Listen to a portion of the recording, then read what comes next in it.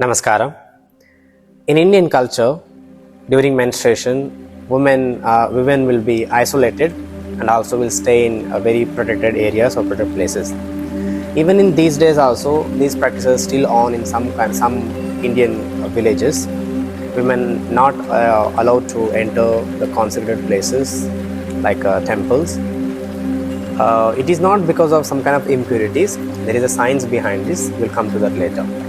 Let's see what happens exactly during menstruation. Physiologically, we know that during menstruation, a woman's body prepares for pregnancy.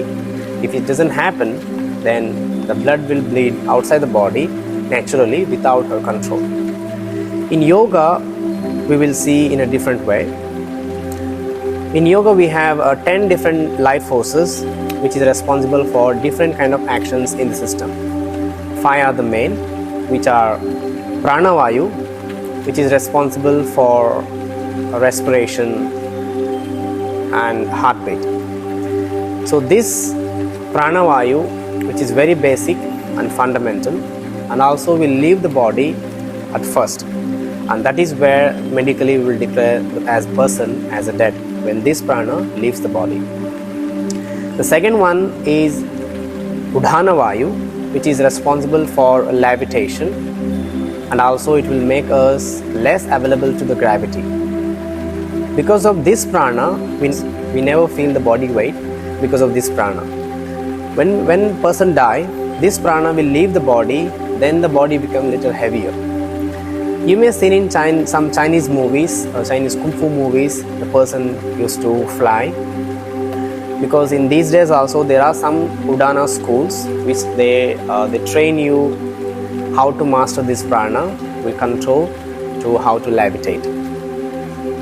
The third one is Samana Vayu, which is responsible for digestion and also temperature of the body. So when this prana leaves the body become cold and freeze. The next one comes the Vyana Vayu, which is responsible for circulations, and also even a dead person, after this prana leaves the body, it takes about around 11 to 14 days to leave the body. Till that time, still in the dead body also the nails and hair grows because of this prana. Once this prana leaves the body start to decompose or start to because every cells will start to decompose. Next one is Apana Vayu, which is responsible for throughout the wastages from the system like urination or stool, etc. And also this Prana Vayu responsible for mood or partially emotions. So this is the Prana, this is the Vayu which is also take a part in during the menstruation. So in Hatha Yoga, there is a constant effort to use these forces and trying to lock it, like such as bandhas or drustis or mudras. We're trying to use these forces and locking it and trying to lifting it up to the upper region. This is a constant effort in Hatha Yoga practice. So during menstruation, what happens actually, the blood has to go out from the system, which is natural.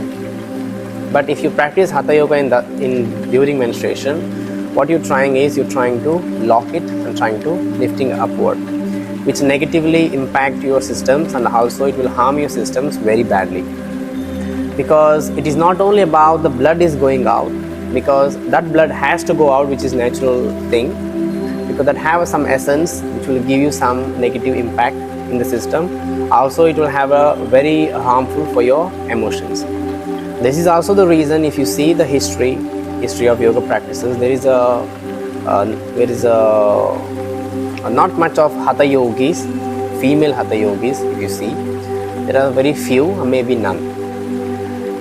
The second point, during menstruation, woman body will have the apana flow will happen without her control,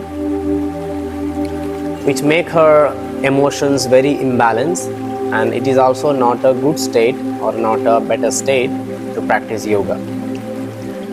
Third point, during menstruation, the woman body will open up naturally because of the apana flow is happening without her control.